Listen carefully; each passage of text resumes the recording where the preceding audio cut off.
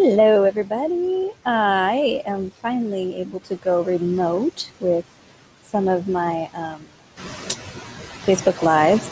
I hope you can hear me using these, which I'm not used to. I don't know. So let me know if that works.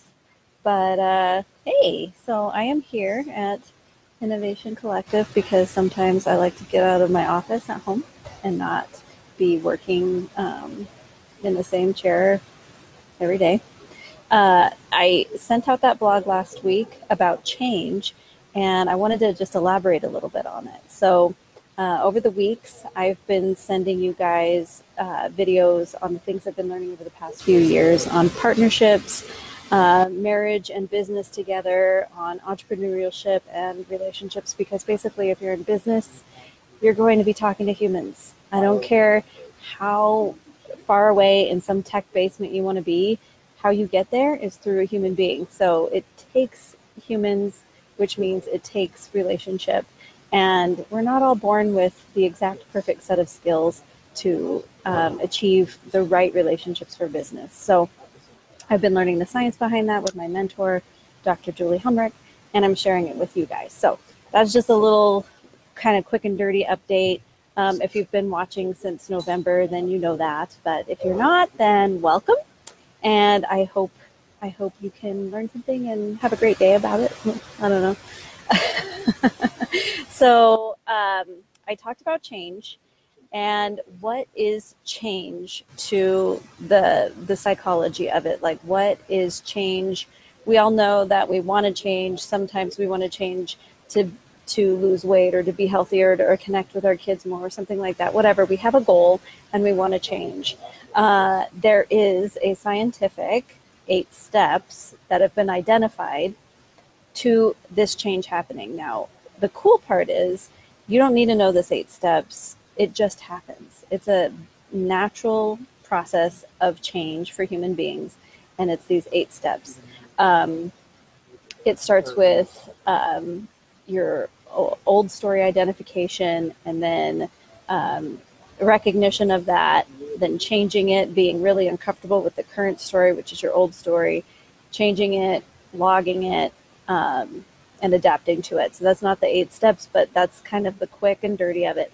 In the blog post, I talked about how, say, a smoker would go through those 8 steps of change. And I don't know if you noticed, but I talked about those 8 steps, which are identified in ways that don't look like a literal, step to change.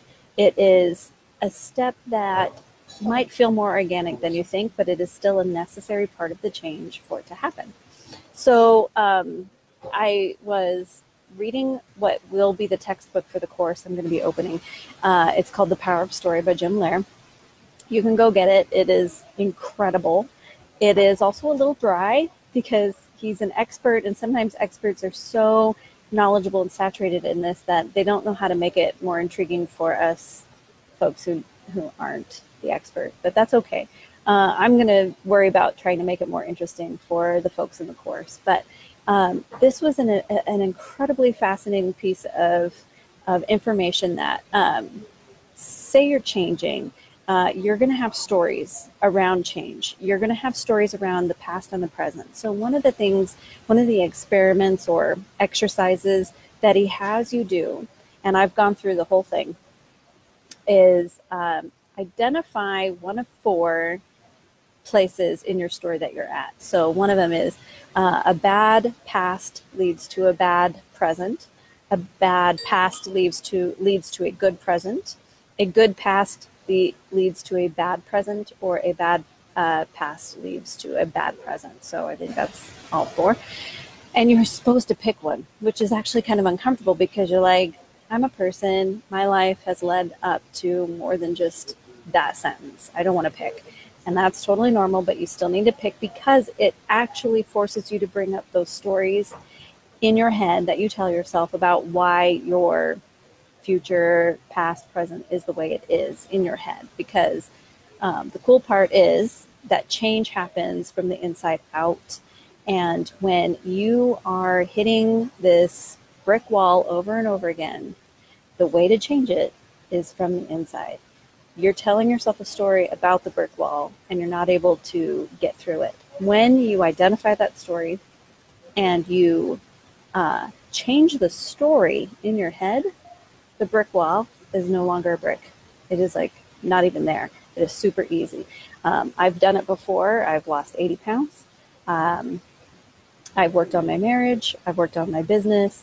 It's incredible. It's hard, but it is the only game in town. My mentor has gone through this with many, many people, and she knows the science inside and out.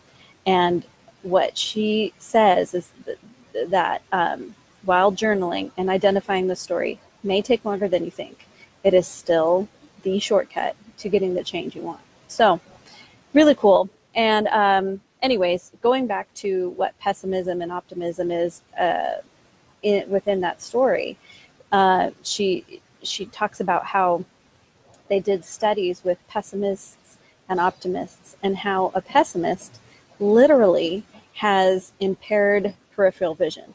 So if they are pessimistic and they're seeing the world in a pessimistic view, they like literally, if we did this, they could not see as well as somebody who's optimistic. So it changes your physical ability to see when you're pessimistic, like severely pessimistic. And if that isn't motivation to change story that isn't working for you, I don't know what is. I couldn't believe that. And so I hope you check out the blog post about change. And I'm going to be talking about that a little bit more in the future, about startup entrepreneurship, that about change and about relationships. So I started with talking about relationship, but I need to back up because I really want you guys to be able to use it. And the way you'll be able to use it is if you understand how change happens and how story works. And I'm not talking about fairy tales. I'm not talking about books. I'm talking about the stories that we tell ourselves. We are hardwired for story. It's in our brains. We are born with this innate attraction. That's how we learn. We love story. Our brains adore it.